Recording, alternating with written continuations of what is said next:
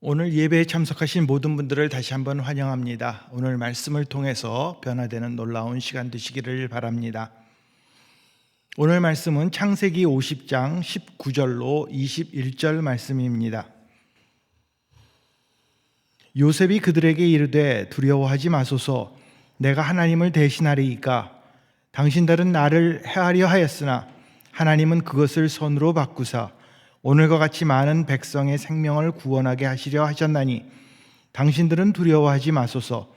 내가 당신들과 당신들의 자녀를 기르리이다 하고 그들을 간곡한 말로 위로하였더라. 아멘. 얼마 전에 저희 큰아들이 둘째를 낳았는데 아기 이름을 케일럽, 갈렙이라고 지었습니다. 여러분들은 어떠세요? 아이들의 이름을 지을 때 어떻게 짓습니까? 이제 아이가 앞으로 크면서 아주 성공하는 그러한 삶을 살기를 바라는 그 부모의 기대를 잔뜩 담아서 그렇게 이름을 짓습니다. 또 우리 크리스천들도 아기 이름을 지을 때 성경에서 많이 따옵니다. 그래서 성경에서 나오는 인물들 중에서 하나님과 늘 함께했던 사람들, 그리고 그 삶이 형통했던 사람들의 이름을 따라서 짓습니다. 그래서 우리들이 흔히 데이빗, 데니얼, 그리고 신약에 있어서는 폴, 피터, 존 이런 이름을 짓고, 또 여자아이들은 에스더, 해나 이런 이름들을 짓습니다. 어떤 사람도 이름을 지을 때 실패한 사람이나 아주 잘 모르는 별 볼 일 없는 그런 사람의 이름을 따서 짓지는 않습니다. 왜냐하면 누구나 다 형통한 삶을 살기를 원하기 때문입니다. 자, 그렇다면 형통하다라는 것, 형통한 삶을 산다라는 것이 무엇을 의미합니까? 어떤 삶이 형통한 삶입니까? 이 형통이라는 말, 요즘 잘 쓰지는 않지만 국어사전을 찾아보면 모든 일이 자신이 생각한 것 같이 잘 되어 간다, 이렇게 기록하고 있습니다. 자, 이 말을 잘 보면 누구의 뜻입니까? 자기 자신입니다. 자신이 생각한 대로, 자기가 품은 뜻대로 잘 되는 것, 이것을 형통이라고 말하고, 바로 모든 기준은 자기에게 있습니다. 그래서 내 삶이 계획하는 대로, 그래서 세상 사람들이 말하는 성공적인 삶을 사는 것을 우리는 흔히 형통이라고 합니다. 자, 그런데 성경은 좀 다릅니다. 이 성경에 나오는 이 형통이란 말을 찾아보면 이 히브리어, 이 구약에 쓰여진 그 히브리어 찰라흐라는 단어를 사용하고 있습니다. 그리고 한국말 성경에는 이 형통이란 말, 찰라흐라는 말이 67번이나 나옵니다.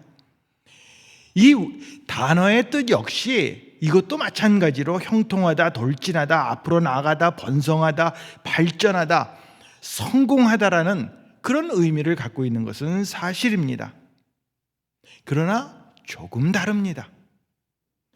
이 대표적인 형통의 삶을 산 사람이 오늘 본문의 요셉이었습니다. 그래서 이 요셉의 삶을 잘 살펴보면 우리는 형통한 삶이 무엇인지 알 수 있게 됩니다. 사실상 요셉은 처음부터 그렇게 형통한 삶을 살았던 것이 아닙니다. 오히려 그의 삶을 보면 처음부터 굉장히 힘든, 어려운 역경의 삶을 살았습니다. 그럼에도 불구하고 성경은 그를 형통한 자라고 말하고 있습니다. 왜 그렇습니까? 창세기 39장 2절과 3절을 보겠습니다. 여호와께서 요셉과 함께 하심으로 그가 형통한 자가 되어 그의 주인 애굽 사람의 집에 있으니 그의 주인이 여호와께서 그와 함께 하심을 보고 또 여호와께서 그의 범사에 형통하게 하심을 보았더라. 이 요셉이 형통이라는 말, 이것을 쓴 것은, 요셉에게 쓴 것은 수많은 어려움이 있었고 참으로 역경이 많았지만 그 가운데에서 하나님이 함께 하셨기 때문에 그는 돌진할 수 있었고 성공할 수 있었고 번영할 수 있었음을 성경은 말해주고 있습니다. 이렇게 형통이란 말이 성경에서 쓰인 것은 하나님과 동행하는 것, 그리고 주 안에 있는 것을 말합니다. 지금 우리들도 하나님과 함께 하고 있습니다. 하나님은 언제나 우리 편에서 우리와 함께 하고 계십니다. 이것은 그저 내가 좋으려고 하는 말이 아니라 사실입니다. 하나님은 우리에게 이렇게 약속해 주셨습니다. 언제 어디서든 어떤 상황에서도 우리와 함께 하신다고 말씀해 주셨습니다. 따라서 하나님은 요셉과 함께 하셨던 것처럼 우리와 늘 함께 해주시고 또 우리들이 모든 일에 형통하기를 바라고 계십니다. 자, 그렇다면 하나님께서 우리와 함께 하시면서 우리를 형통케 하시는 그 이유가 무엇입니까? 왜 우리는 형통한 삶을 살아야 합니까? 그 목적이 어디에 있습니까?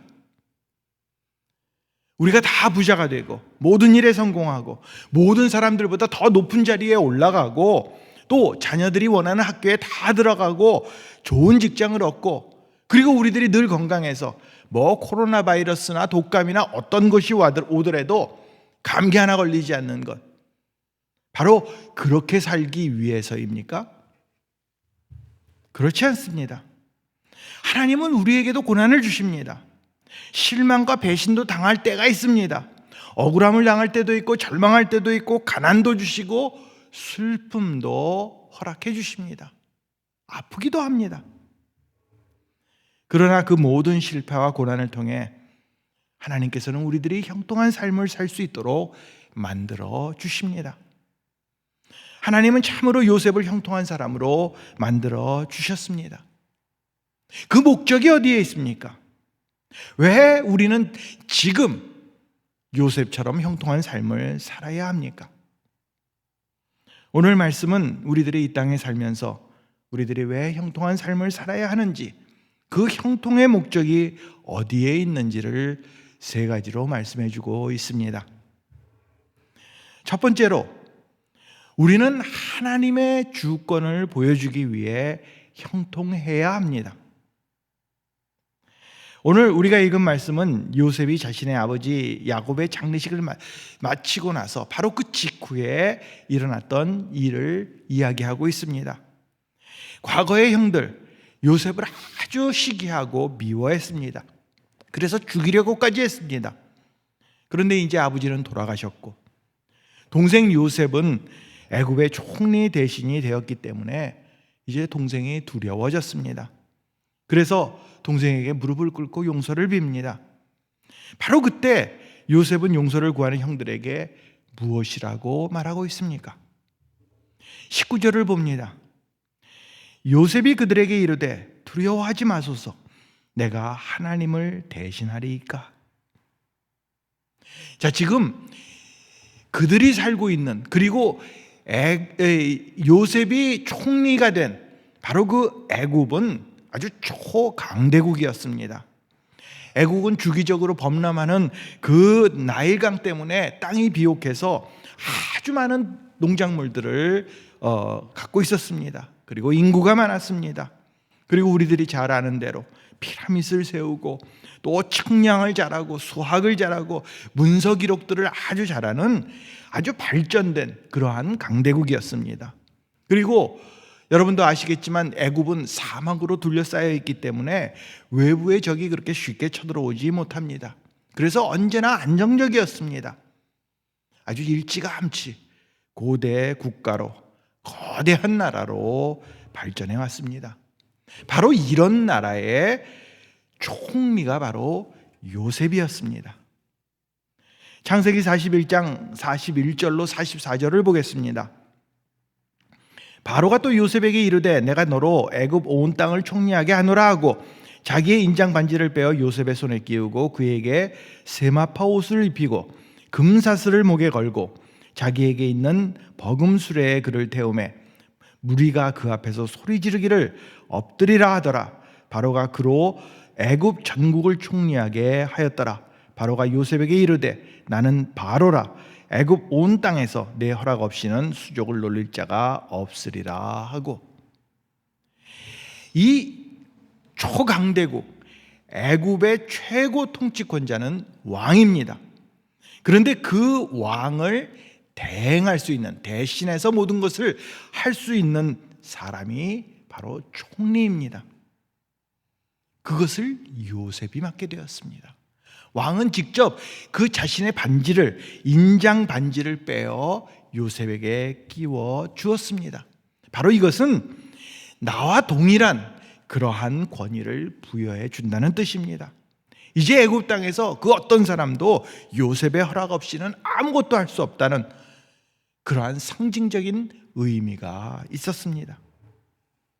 이처럼 요셉은 아주 이제 막강한 권력을, 그리고 부를 지닌 우리가 상상할 수 없을 정도로 형통한 사람이 되었던 것입니다. 그렇기 때문에 형들이 두려워했습니다. 그렇기 때문에 그들이 무릎을 꿇고 용서를 빌었습니다. 그때, 바로 그때 요셉은 형들에게 뭐라고 얘기했습니까? 내가 하나님을 대신하리이까. 다시 말해서 모든 것이 하나님의 절대적인 주권을 통해 이루어지는데 감히 내가 어떻게 하나님을 대신해서 형들을 심판할 수 있겠냐는 말입니다. 내가 아무리 권력이 막강해도, 내가 애굽의 총리라 할지라도 나는 하나님을 대신할 수 없음을 분명하게 말했습니다. 심판의 권세는 하나님께만 있습니다. 하나님께서 요셉 자신에게 권력을 준 것은 내가 하나님이 되라, 내가 마음대로 심판하라, 이렇게 하신 것이 아니라는 뜻입니다. 많은 사람들이 형통해지면, 많은 사람들이 권력을 잡고 돈이 많아지고 참으로 세상에서 말하는 그 출세를 하게 되면 마치 모든 것이 자신의 능력으로 된 것처럼 착각해서, 그래서 하나님이 된 것처럼 모든 사람 위에 군림하고자 합니다. 교만해집니다. 그래서 하나님의 영광을 구하는 것이 아니라 자신의 영광을 구하려고 합니다. 우리들도 마찬가지입니다. 하나님의 은혜로 우리들이 지금 이 자리에 있음에도 불구하고 하나님께서 그 은혜를 베풀어 주신 그 모든 사랑을 다 잊어버리고 아주 교만하게 굽니다. 그래서 하나님께 돌려야 할 영광을 내가 가로채고 마치 내가 잘해서 그런 것처럼 그렇게 말하고 행동합니다. 그러나 요셉은 그렇게 하지 않았습니다. 자신에게 주어진 형통의 복, 이것이 어디로부터 왔는지를 잘 알고 있었습니다. 요셉은 형들로 인해 자신이 받았던 과거의 모든 상처, 그 고통들, 이 모든 것을 생각하고 두고 보자 이랬던 것이 아니라 이 일의 주권자이신, 이 일의 처음과 나중이신 하나님을 바라보았습니다. 그리고 하나님의 절대 주권을 잊지 않았습니다. 그렇기 때문에 내가 하나님을 대신할 수 있겠습니까? 내가 힘이 있다고 해서, 권력의 자리에 있다고 해서 지금까지 나를 인도해 주신 하나님을 내가 대신할 수 있겠습니까? 이렇게 형들에게 반문했던 것입니다. 요셉은 어려운 일을 많이 겪었습니다. 형들에게 팔렸습니다. 부당한 일을 당했습니다. 억울한 누명을 썼습니다. 그러나 그는 그 가운데에서 오직 하나님의 절대적인 주권이 자기를 인도하고 계시고 앞으로도 인도해 주실 것을 굳게 믿고 하나님만 바라보았습니다. 요셉에게 이런 믿음, 하나님 주권에 대한 절대적인 신뢰가 있었기 때문에 그는 하나님의 은혜, 하나님의 축복, 그리고 형통의 복을 누릴 수 있었던 것입니다. 우리들 역시 마찬가지입니다. 하나님의 절대적인 그 주권이 아니라 내가 어떻게 해서든지 해보려고 발버둥 친다면 우리는 하나님의 뜻에 역행하게 될 것입니다. 그러므로 우리들이 하나님의 은혜로 형통함을 얻게 된다면 그 형통함을 가지고 모든 사람 위에 군림하는 것이 아니라, 자랑하는 것이 아니라, 다른 사람들에게 보이려고 그것을 항상 마구 누구에게나 나타내는 것이 아니라 하나님의 주권, 하나님의 놀라우신 사랑을 모든 사람들에게 증거해야 할 것입니다. 우리들의 지식을 자랑하고 우리들이 가진 그 재력을 나타내고 우리의 성공이나 업적을 또 보여주는 그런 모습이 되어서는 안 될 것입니다. 형통함의 목적은 하나님의 주권을 모든 사람들에게 보여주는 데 있습니다. 하나님께서 우리에게 주신 형통함으로 우리는 무엇을 하든지 먹든지 마시든지 하나님의 영광을 위해서 일해야 합니다. 우리는 하나님의 주권을 보여주기 위해 형통해야 합니다. 두 번째로, 우리는 다른 사람들을 구원하기 위해 형통해야 합니다. 하나님께서 요셉을 살려주어서 형통하게 하신 목적이 무엇이라고 성경은 말씀하고 있습니까? 20절을 보겠습니다. 당신들은 나를 해하려 하였으나 하나님은 그것을 선으로 바꾸사 오늘과 같이 많은 백성의 생명을 구원하게 하시려 하셨나니. 요셉을 형통케 하신 하나님의 목적이 이 구절에 아주 명확하게 나와 있습니다. 여기서 많은 백성이란 당시 가뭄으로 죽어가던 모든 사람들을 말합니다. 요셉은 총리가 되어서 7년 동안 대풍년이 들었지만 그 뒤 7년 동안은 대가뭄이 들었습니다. 그래서 애굽 사람들은 물론이고 그 주위에 있던 모든 나라들, 이스라엘 백성들까지 곡식이 없어 굶주리게 되었습니다. 그런데 요셉의 그 형통함을 인해서 하나님과 늘 동행하는 그 하나님의 지혜를 가지고 그것을 미리 준비함으로 이스라엘 사람들을, 애굽 사람들을, 그 모든 백성들을 구원하게 됐던 것입니다. 이것은 우연히 이뤄진 일이 아닙니다. 형들의 미움 때문에 노예로 애굽에 팔려오게 된 것이 아니었습니다. 하나님께서 미리 아시고 미리 생명을 구원하시기 위해 형제들보다 요셉을 애굽 땅에 먼저 보내셨던 것입니다. 그들을 구원하기 위해 그를 형통케 하신 것입니다. 하나님께서는 아브라함, 이삭, 야곱의 후손을 통해서 우리에게 이제 메시아, 우리의 구원자가 오실 것을 약속해 주셨습니다. 그런데 만약에 그 가뭄으로 인해 이스라엘 백성들이 다 굶어 죽게 된다면 어떻게 됩니까? 만약에 그것 때문에 다 죽게 된다면 메시아는 그들에게서 나올 수 없게 될 것입니다. 아브라함의, 이삭의, 야곱의 자손은 다 죽고 말 것입니다. 하나님께서는 요셉을 통해 애굽 사람만 구원해내신 것이 아니라 이스라엘 백성을 구원하시려고 그렇게 작정하시고 준비하셨고 애굽을 보내셨습니다. 요셉을 보냈습니다. 결국 그들을 통해 그 백성들 속에서 메시아가 탄생하게 된 것입니다. 따라서 요셉의 형통함은 메시아까지 이어지고 그 결과 온 민족과 온 세상에 구원이 주어지게 되었습니다.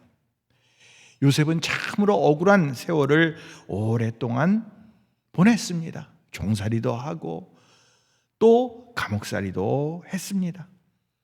보통 사람들 같으면 형들만 생각하면 내가 성공하면 형들을 먼저, 이런 마음이 들었을지도 모릅니다.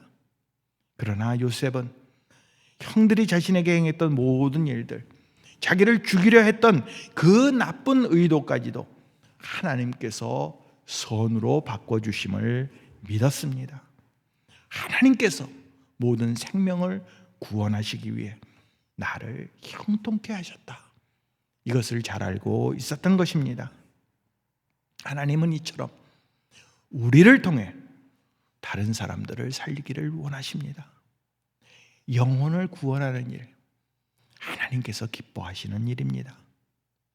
예수님께서 이 땅에 오신 목적이 바로 그것이고 제자를 부르셨던 목적이 바로 거기에 있고, 또 승천하시면서 우리들에게 마지막으로 부탁했던 것도 너희들이 가서 이제 땅끝까지 이르러 내 증인이 되어 생명을 살리라고 말씀하셨던 것입니다. 이 땅에서 우리들이 형통함을 얻는 그 목적이 무엇입니까? 우리가 형통함을 잊게 되면 그것을 가지고 우리가 할 수 있는 일이 무엇입니까? 가장 큰 일이 무엇입니까? 생명을 살리는 일입니다. 하나님을 모르는 사람들을 인도해내어 영원한 천국으로 인도하는 것입니다. 바로 이런 목적을 위해 하나님은 우리에게 형통의 은혜를 부어 주셨습니다.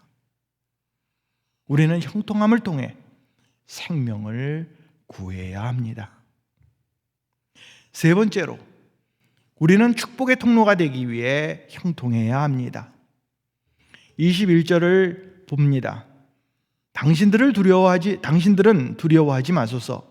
내가 당신들과 당신들의 자녀를 기르리이다 하고 그들을 간곡한 말로 위로하였더라. 요셉은 형들을 이제 용서해주고 형들에게 내가 원수를 갚지 않겠다고 이렇게 말하는 것으로 그치지 않았습니다. 형뿐만이 아니라 형들의 자녀들, 내 조카들, 내가 이제 책임을 지고 다 기르겠습니다. 이렇게 약속했습니다. 이제 나는 애굽의 총리가 되어 큰 축복을 받았는데 이 형통함을 통해서 나만 잘 먹고 잘 살겠다는 것이 아니었습니다. 그야말로 왼수 같은 형들의 그 자녀들까지도 돌보아 주겠다고 약속한 것입니다. 요셉은 하나님께서 자신에게 축복해 주신 것이 나 혼자만을 위한 것이 아니라, 나에게만 형통함을 허락한 것이 아니라 나를 통해 다른 사람에게까지 유익을 끼칠 수 있도록 그렇게 만들어 주신 것임을 잘 알고 있었습니다. 하나님께서 우리에게 형통함을 주실 때 우리는 이 목적이 무엇인가, 어떤 이유가 있는지를 잘 살펴보아야 합니다. 지금 그 한국의 교회, 또 이 미국에 있는 한인 교회들, 이 크리스천들의 모습을 보면서 믿지 않는 사람들 사이에는 그렇게 교회와 성도들을 신뢰하는 그런 모습을 볼 수가 없습니다. 신뢰는커녕 오히려 비난을 합니다. 그 이유가 어디에 있습니까? 기독교 사회문제연구소가 일반인을 대상으로 이 여론조사를 한 적이 있는데 그 여론조사의 결과를 보니까 아주 상당히 충격적입니다. 그 질문 중에 하나가 무엇이었냐면, 기독교인이 비기독교인보다 더 이기적인가? 그러니까 기독교인들이 정말 자기밖에 모르는가? 여기에 대한 질문이었습니다. 그런데 여기에 대한 답이, 그러니까 기독교인이 비기독교인보다 더 이기적인가? 그렇지 않다. 그 사람들은 그렇게 이기적이지 않다 한 사람이 한 17%. 그런데 반면에 그 사람들은 이기적이다 이렇게 말한 것이 31.7%나 되었습니다. 교회나 성도들이 매우 자기중심적이고 이기적으로 행동하고 있다고 사람들은 평가한 것입니다. 그 사람들의 지적을 구체적으로 보면, 크리스천들이라고 말을 하면서 자신의 목표를 성취하기 위해 자기 외의 모든 것을 무시해버린다. 무엇이든지 교회의 마음대로 한다. 남들이야 어쨌든 자신의 목표만 달성하면 된다. 교회 안에서도 목회자나 성도들이 자기 뜻만 주장하고 관철시키려는 태도를 갖고 있다. 이런 것들을 지적했습니다. 물론 모든 교회들이, 모든 목회자들이, 그리고 또 모든 성도들이 이기적이고 자신의 유익만을 위해 사는 것은 아닐 것입니다. 하지만 이것이 지금 믿지 않는 사람들이 보는 우리 교회와 성도들의 모습입니다. 우리는 하나님께서 왜 우리에게 복을 허락해 주시고 형통케 하시는지를 바로 이해해야 합니다. 우리 형통의 목적이 어디에 있습니까? 요셉은 자기가 높이 되고 자기가 잘 먹고 잘 사는 것, 여기에 형통의 목적을 삼지 않았습니다. 오히려 그는 많은 유익을 다른 사람들에게 끼쳤습니다. 한 사람의 권력과 부를 통해 많은 사람들에게 유익을 끼치는, 모든 사람에게 미치는 축복의 통로가 되었던 것입니다. 창세기 39장 5절을 보겠습니다. 그가 요셉에게 자기 집과 그 모든 소유물을 주관하게 한 때부터 여호와께서 요셉을 위하여 그 애굽 사람의 집에 복을 내리심으로 여호와의 복이 그의 집과 밭에 있는 모든 소유에 미친지라. 보디발의 집에서도 마찬가지였습니다.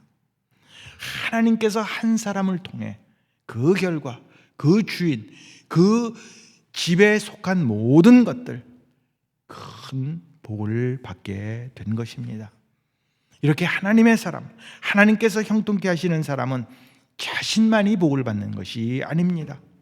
그 한 사람을 통해 그 한 사람이 축복의 통로가 되어 모든 사람들에게 영향력을 미치게 되는 것입니다. 가정에서 한 사람이 예수를 믿어서 그가 기도하면서 그가 하나님을 신뢰하면서 그가 말씀에 순종하면서 예수 그리스도의 모습을 보여줌으로 그 가정이 구원을 얻고 여기서 그치지 않고 친구들에게, 친척들에게, 주위의 모든 사람들을 복음으로, 사랑으로, 하나님의 나라로 인도하는 놀라운 역사가 일어나게 되는 것입니다. 교회 안에서 많은 사람들이 있지만 한 사람이, 한 성도가 성령으로 충만하여 늘 기도하며 하나님의 일을 하기를 힘쓰며 그리고 다른 사람을 격려하면 그 교회가 부흥하게 되고 영적으로 성숙해질 수 있습니다. 바로 우리들 한 사람 한 사람이 형통하게 되면 우리를 통해 이 축복의 놀라운 역사가 다른 사람에게도 미치게 되는 것입니다. 축복의 통로가 되는 것입니다. 한 사람, 보기에는 아무것도 아닌 것 같지만 바로 그 요셉 한 사람 때문에 그 가정이 살게 되었고 이스라엘 백성이 살게 되었고 애굽이 살게 되는 놀라운 역사가 일어납니다. 여기서 그친 것이 아니라 자기 형의 모든 자녀들까지, 아니 장차 예수님께서 오실 그 길을 준비함으로 온 세상 민족에게 축복을 가져다주는 놀라운 한 역사의 부분이 되었던 것을 오늘 말씀을 통해서 볼 수 있습니다. 이처럼 바로 우리가 형통함으로 모든 사람들에게 축복을 나누어 줄 수 있어야 합니다. 바로 우리 한 사람이, 우리 가정이, 우리 교회가 내 주위의 모든 사람들을 하나님의 축복으로, 하나님의 놀라운 형통의 복으로 인도할 수 있는 것입니다. 바로 이것이 하나님께서 우리를 형통케 하시는 목적입니다. 우리는 형통함을 통해 축복의 통로가 되어야 합니다. 시편 105편 17절을 보니까 이렇게 기록하고 있습니다. 한 사람을 앞서 보내셨으며 요셉이 종으로 팔렸도다. 하나님께서는 이미 준비하시고 한 사람을 미리 보내셨고 그를 형통케 하셨고 그를 통해 하나님의 일을 이루셨습니다. 바로 그가 요셉입니다. 바로 이처럼 우리도 하나님께서 준비한, 하나님께서 예비하신 그 한 사람이 되어야 합니다. 요셉처럼 형통한 사람이 되어야 합니다. 그런데 그 목적이 단지 이 세상에서 잘 살기 위해서, 행복한 삶을 살기 위해서, 건강하기 위해서, 성공하기 위해서, 부를 누리기 위해서가 아닙니다. 요셉에게 고난이 있었고 실망이 있었고 억울함과 절망이 계속되는 그러한 삶이 있었음에도 불구하고 그 가운데 하나님과 동행함으로 그는 어떤 상황에서도 형통함을 누릴 수 있었습니다. 바로 우리도 이런 하나님과 동행하는 형통의 복을 받아야 합니다. 이 세상에서 우쭐거리기 위해서가 아니고 하나님의 주권을 모든 사람들에게 나타내기 위해서입니다. 그리고 우리에게 하나님께서 형통함을 주시는 목적은 바로 생명을 구원하는 일에 있습니다. 또 우리로 형통케 하시는 이유는 축복의 통로가 되기 위해서입니다. 이렇게 모든 일에 형통함으로 하나님을 먼저 높이고 하나님의 주권을 나타내고 모든 이웃에게 유익을 끼치는 저와 여러분들이 되시기를 복의 근원이 되시는 예수님의 이름으로 축원을 드립니다. 기도하시겠습니다. 지금 우리들 마음속에는 어떤 형통함을 원하고 있습니까? 세상적이고 물질적인 성공, 그런 것들만을 원하고 있지는 않습니까? 우리는 하나님의 형통의 목적을 바르게 깨닫고 하나님을 나타내고 다른 사람들을 살리고 우리를 통해 다른 사람들도 복을 얻을 수 있는 그런 형통함을 구해야 할 것입니다. 제가 기도하겠습니다. 하나님 아버지, 감사합니다. 우리를 하나님의 은혜로 붙들어 주시고 사랑으로 붙들어 주시고 형통케 하심을 감사를 드립니다. 그러나 그 형통의 목적이 이 세상에 있는 것이 아님을 저희들 바르게 깨닫고 요셉처럼 하나님께서 예비하신, 하나님께서 준비하신 그 한 사람이 되어 하나님을 나타내고 하나님의 절대 주권을 모든 사람들에게 보여주고 생명을 살리고 또 우리들이 축복의 통로가 되어 모든 사람들이 우리를 인하여 하나님을 알며 하나님 나라로 함께 갈 수 있도록 주님 축복하여 주시옵소서. 이 한 주간도 주님과 동행하며 형통의 삶을 누리는 저희 되게 하여 주시옵소서. 감사드리며 예수님의 이름으로 기도합니다. 아멘. 이 한 주간도 하나님 말씀 생각하면서 형통의 삶을 누리시는 귀하고 복된 한 주 되시기 바랍니다. 건강하세요.